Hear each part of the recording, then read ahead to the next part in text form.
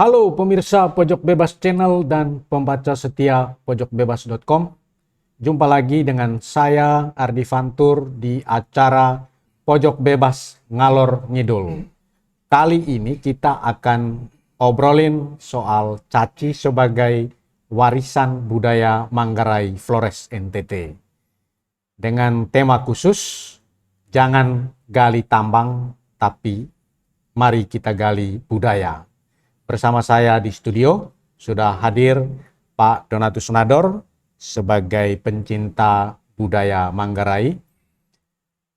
Nah, Pak Donatus, sebagaimana kita sudah ketahui bahwa Labuan Bajo, Komodo saat ini menjadi salah satu destinasi wisata premium oleh pemerintah, dan belakangan ini semakin gencar Labuan Bajo itu dibangun agar semakin menarik bagi para wisatawan.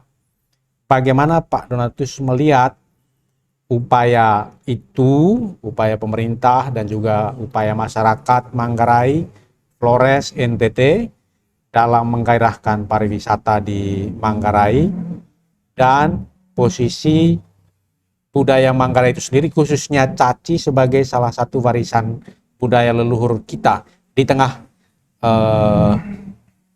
giatnya upaya membangun Labuan Bajo sekarang. Baik Pak Yohanes Ardi, ya untuk mencintai caci itu sendiri memang kita harus mengenalnya. Tapi mengenai caci ini, ada yang mengatakan tarian caci, ya. Tapi ada juga yang mengatakan permainan caci. Jadi sering bertukar sebut antara tarian dan permainan caci. Saya teringat satu buku yang ditulis oleh filsuf Driarkara, Filsuf Indonesia ya? Indonesia, buku Filsafat Manusia. Di situ dia menyinggung tentang manusia sebagai makhluk yang bermain atau homo ludens, ya. Dan pada akhir buku tipis itu dia merangkum apa yang dia bahas. Dia tulis begini, bermainlah dalam permainan, tapi jangan main-main. Mainlah dengan sungguh-sungguh, tetapi permainan jangan dipersungguh. Nah, rumit itu kalimat itu, bisa Masih singkat. berlangsung.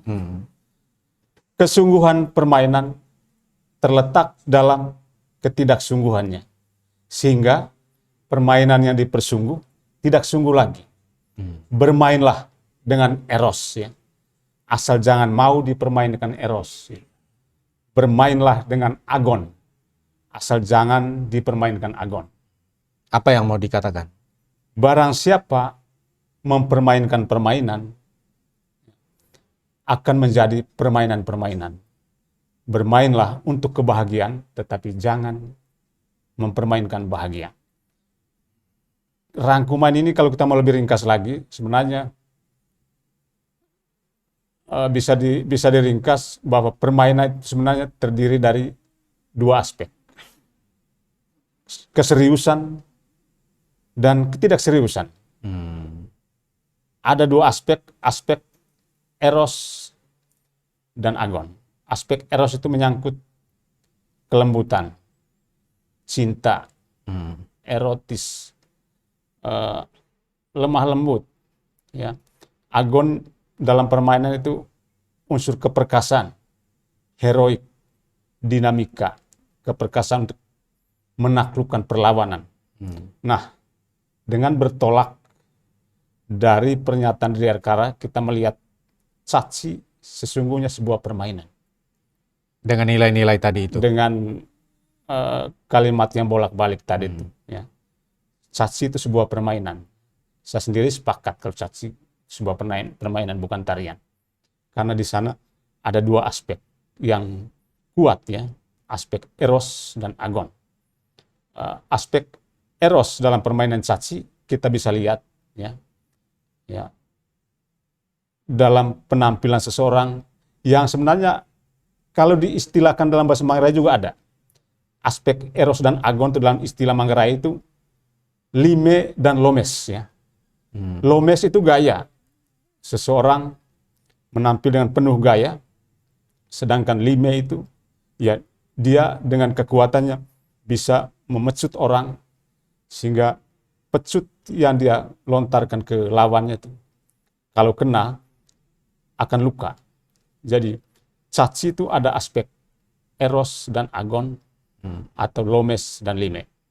Nah, tadi saya katakan bahwa ada aspek eros, cinta.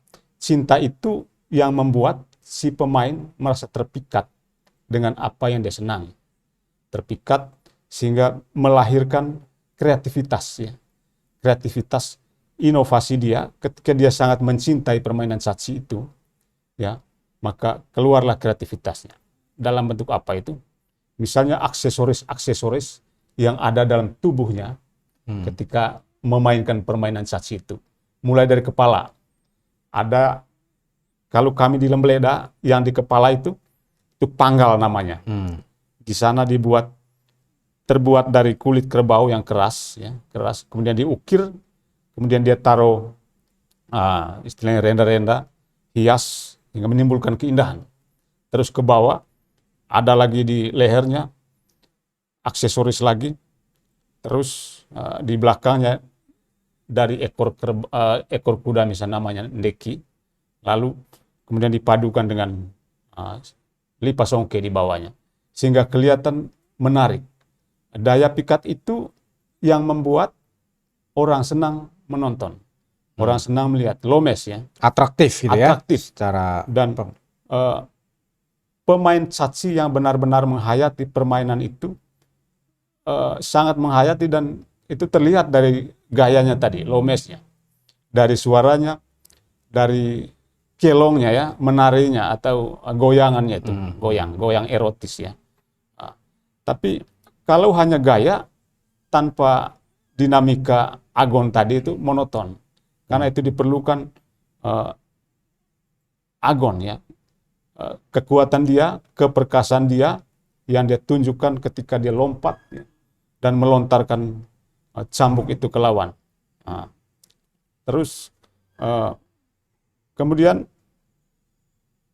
saat mereka berhadap-hadapan, si lawan yang memegang cambuk atau pecut, dia akan bergerak dengan begitu luwes, dengan kekuatan tenaganya akan mencambuk ya. Cambuk. Lalu si penangkis juga tidak kalah eros dan agonnya. Dia bisa menangkis, dan walaupun ujung cambuk itu kena pada badannya, tetapi dia seolah tidak rasa sakit. Nah, di situ muncul keperkasaan dia, bagaimana dia melawan rasa sakit atau rasa takut ya, dengan membangun rasa kepercayaan dirinya. diekspresikan dengan nyanyi, Diekspresikan dengan nyanyi atau tarian, tarian, lalu kemudian dia akan mengkonfirmasi ke penonton yang ada di kelilingnya sambil teriak apakah dia kena, dengan berbagai macam gaya ya. Berbagai gaya. Kalau dijawab dari luar tidak kena, maka dia akan memutar lagi ya, menari-nari dengan segala aksesoris yang ada di tangannya. Tingkat gayanya semakin tinggi. Tingkat gaya semakin tinggi dan semakin lomes. Itu lomes ya. Lomes dan lime. Dan satu hal lagi yang menarik dari pemain caci itu, tiap-tiap pemain caci itu pasti ada julukan ya. Julukan. Ya. Kalau dalam main bola ada julukan. Misalnya Messi ya, Lionel Messi punya julukan si Lapulga ya. Lapulga atau si kutu ya. Itu terkait dengan perkembangan fisiknya saat masih kecil yang kemudian dipaksakan untuk bertumbuh. Jadi julukan yang diberikan dia diberikan oleh orang lain. Tetapi dalam caci, julukan itu dipilih sendiri, dibuat sendiri ya. Dan itu menggambarkan kepribadian dia, keperkasaan dia. Saya ingat ada dua yang benar-benar ingat di kepala saya tentang julukan ini. Dan julukan dalam permainan caci beda dengan julukan dalam permainan bola. Kalau dalam permainan bola tidak pernah si pemain itu meneriaki julukannya.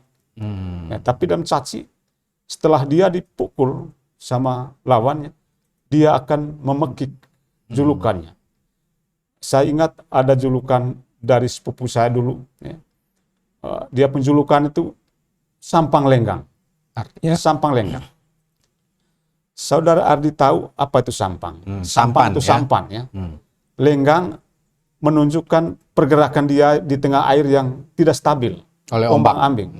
ombang-ambing. Dan kakak ini memainkan asosiatif yang begitu tinggi, menggambarkan diri seperti sampang itu. Kalau sampang lenggang, penumpangnya pasti akan takut, ya, cemas. Bahasa Manggarainya geganai, ya. Nah, itu pasti terwujud oleh diri si yang milik kejulukan tadi, sepupu saya itu. Kalau dia teriak, orang akan tahu bahwa si sampang sudah masuk. Dan Harus karena diwaspadai. bukan hanya diwaspadai, tapi begitu ibu-ibu ataupun bapak merasa terpancing dan terpikat untuk menyaksikan, Dari aksinya. untuk melihat aksinya, melihat dia menyanyi, yang melihat dia aksi memukul, dan melihat dia aksi menangkis serangan lawan. Jadi ada ceritanya, misalnya ketika dia memekiki julukannya dan orang mendengar, ibu-ibu yang sedang masak mendengar, lepas periuknya dan akhirnya nasinya hangus. Jadi itu Karena terlena. karena dia memainkan eros yang begitu kuat, ya, daya pikat yang begitu kuat, karena dia mencintai permainan dan dia menghayati, itu menghasilkan eros, ya, rasa cinta dari penonton, sehingga semua orang pingin mendengar Dan ingin seperti apa itu menyaksikan sampang, dia, ya. dan menyaksikan dia. Jadi ada lagi yang punya julukan tepat sih, Ntalalako, ya. Tahun Talalako. Ntalalako itu bintang berjalan di langit. Bagaimana dia memainkan asosiasi ini pada dirinya sebagai Ntalalako? Saya pikir tidak sembarang. Ini orang jenius, ya. Bagaimana dia mengingatkan bahwa kamu jangan terlena dengan Talalako. Saya ada di bumi dan bisa kulitmu akan keluar kalau saya pukul. Dan itu sebuah ingatan kalau Talalako sudah mulai turun dan orang yang mau menghadap dia hati-hati, waspada. Jangan terlalu pikir jauh-jauh. Saya ada dekat kamu dan akan membahayakan kamu. Jangan melihat dia ada di langit, ya. Dia ada di langit, tapi Dia ada di depan, bumi, ya. depan Anda, hati-hati. Jadi itu Talalako. Jadi ini luar biasa, ya, dengan berbagai aksesoris tadi ditambah lagi dengan kekuatan apa. Makanya permainan caci itu sangat diminati. Kalau orang memahami betul-betul filosofi manusia sebagai makhluk yang bermain, tapi jangan dipersungguh. Awas menjadi objek, bukan lagi subjek. Seperti yang diingatkan oleh Diri Arkara tadi, permain itu jangan disungguh-sungguh. Kalau bermain sungguh-sungguh, maka akan menjadi permainan-permainan. Artinya, Anda sendiri akan menjadi objek dari permainan itu. Kalau menjadi objek dari permainan itu, maka tujuan dari permainan untuk kebahagiaan itu akan punah. Jadi begitu, Saudara Ardi. Jadi menarik tadi itu. Permainan jangan dipersungguh, ya. Nah, jangan dipersungguh. Dari caci itu kita melihatkan itu suatu permainan yang tampaknya dari yang kita lihat itu sesuatu yang serius sebenarnya. Kalau kena di badan kita cambuk gitu, ya, bisa berdarah gitu, ya. Tapi dalam budaya jangan itu dilihat sebagai sesuatu yang serius. Maka itu tadi tugas Eros dalam caci itu supaya agon itu jangan terlalu menonjol, ya, jangan terlalu menonjol agonnya, keperkasannya. Bayangkan kalau hanya agon mulu, orang hanya pergi memukul kemudian menangkis, tidak menarik. Tapi karena begitu ada eros, ada cinta, ada kelembutan, ada style di sana, gaya dari setiap orang dan pacinya tadi itu yang menjadi menarik, sehingga ada dinamika itu di dalam caci. Mungkin tidak ada dalam permainan lain, tapi yang paling jelas karakternya eros dan agon itu ada dalam permainan caci, atau lomes dan lime. Kalau lime aja, artinya kekuatan agonnya, keperkasannya, tidak cukup untuk menjadikan permainan caci itu menarik.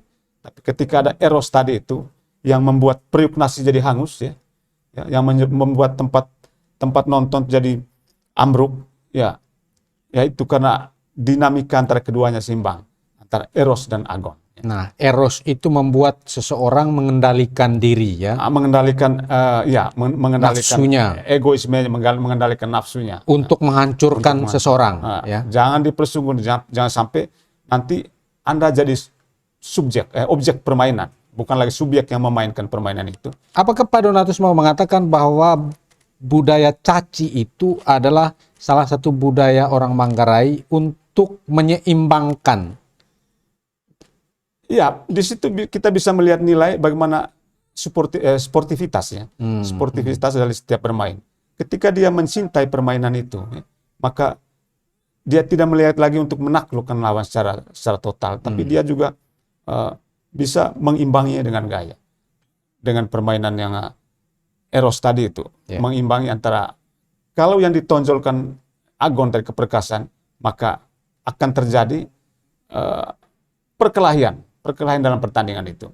Dan Saudara Ardi, itu pernah terjadi hal seperti itu. Ketika orang terlalu ambisi untuk menaklukkan lawan, dia akan menggunakan segala cara. Bukan seni yang dipertunjukkan, tapi bukan seni lagi yang dipertunjukkan, tapi akhirnya chaos ya. Chaos antara dua kubu saling bekejar ya. Bekejar dan baku pukul. Karena sudah melewati unsur Erosnya tadi itu sudah kurang dan lebih dominan dengan Agon ya. Kekuatan keperkasaannya, menaklukkan lawan tanpa etika. Oke. Terlepas dari Eros dan Agon tadi itu, bagaimana Pak Donatus melihat upaya masyarakat, adat, pemerintah kita di Manggarai dalam mengembangkan tradisi caci ini sebagai warisan budaya? Baik, saya sebenarnya belum melihat upaya pemerintah bagaimana membuat tradisi ini begitu hidup ya. Mumpung sekarang pariwisata premium ini harus dimanfaatkan. Saya punya angan-angan begini, Saudara Ardi.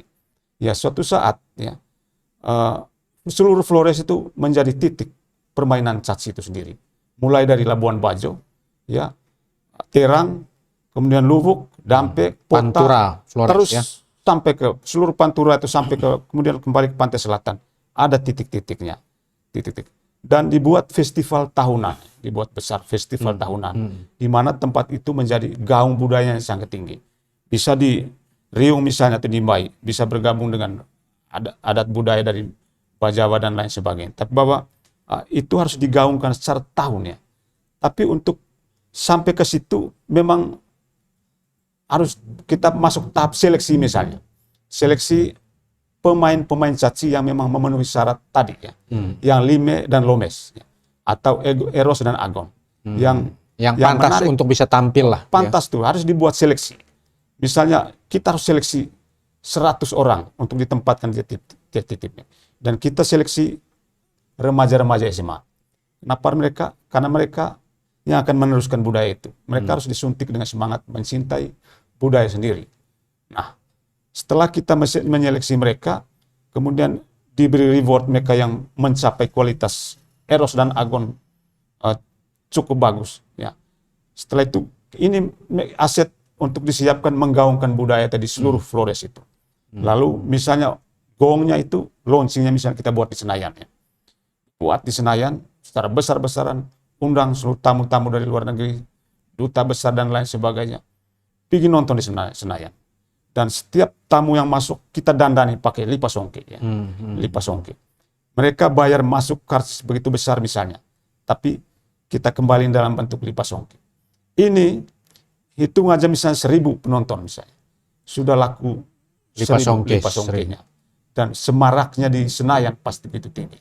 Dan ini menghidupkan para penenun-penenun di daerah. Ya. Setelah gongnya di sini, mereka akan menyaksikan dari titik demi titik di Flores. Dan kemudian, itu akan mengembangkan pariwisata di setiap daerah di Flores. Itu akan mengembangkan pariwisata dan itu memberikan ciri khas bagaimana kuatnya budaya di Flores. Bukan menggali tambang sebagai sumber PAD, tapi menggali nilai budaya. Nah, itu yang menarik. Itu kan Komodo itu bukan selain berada di Pulau Komodo, juga ada di Manggarai Timur, di Lubuk itu ya?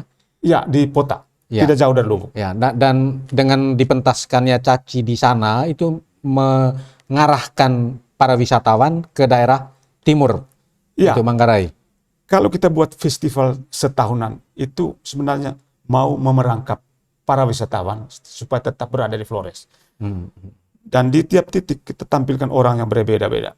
Dan kepada setiap tamu asing yang tidak tahu bahasa Indonesia atau tahu bahasa Indonesia, kita jelaskan filosofi dari Caci itu sendiri, bahwa Caci itu sebuah permainan yang setiap makhluk hidup seperti manusia lahir dan pasti akan mengenal permainan atau sebagai hakikat dari manusia itu sebagai homo ludens. Karena itu selain bakat atau keterampilan dari yang kita seleksi tadi, harus ada hidupkan semua yang bisa mendukung pariwisata itu, termasuk penerjemah yang bagus, ya, guide yang bagus, penyanyi yang bagus, pemukul gong yang bagus, ya. Kemudian bisa hidupkan juga penari yang bagus, ya. Pertanian juga bisa hidup karena semuanya akan bergerak. Tetapi ide ini hanya bisa kalau ya pemerintahnya punya kepedulian, punya rasa cinta terhadap nilai budaya. Memang Manggarai Timur sudah menggodok perda tentang masyarakat adat, tapi kita hanya dengar, tapi apa implementasi, apa yang mereka lakukan, belum kita dengar. Mesti ide-ide seperti ini harus bisa lahir dari perda yang sudah mengeluarkan banyak duit untuk ongkos lelah daripada DPRD. Tapi kalau ongkos lelahnya sudah buang-buang begitu, belum ada langkah untuk bagaimana menghidupkan budaya itu sendiri. Saya pikir tidak guna apa yang mereka buat. Jadi itu, saudara, budaya yang harus digali di tengah kesempatan atau peluang Komodo sebagai destinasi wisata premium, ya, bukan mengeruk tambang dan lain sebagainya. Budaya yang harus digali, ya, bukan batu atau pasir atau tambang. Karena turis yang masuk adalah tamu agung, ya, tamu agung yang kita harus tidak hanya memberi mereka makanan yang enak, makanan lokal yang khas, tetapi mereka juga harus dijamin harus disuguhi dengan udara yang bersih, ya, udara yang bersih, udara Flores. Budaya yang indah. Karena Flores itu ya namanya Flores, ya, flowers, ya. Bunga, pulau bunga yang kita suguhkan keindahan bunganya itu, ya. Bunga, keindahan budaya, keindahan hati, ya. Keindahan suguhan, keindahan segalanya lah, termasuk udara yang kita siapkan. Kalau kita buka tambang di mana-mana, kontradiksi dengan wisata premium, kira-kira begitu, saudara. Oke, terima kasih Pak Donatus, pemirsa Pojok Bebas Channel dan pembaca setia pojokbebas.com. Menarik bahwa kita perlu menggali budaya kita, mengembangkan budaya kita di Manggarai agar bisa menopang, menunjang Komodo sebagai destinasi wisata premium yang telah dicanangkan oleh pemerintah. Terima kasih, sampai jumpa lagi di Pojok Bebas Ngalor Ngidul berikutnya.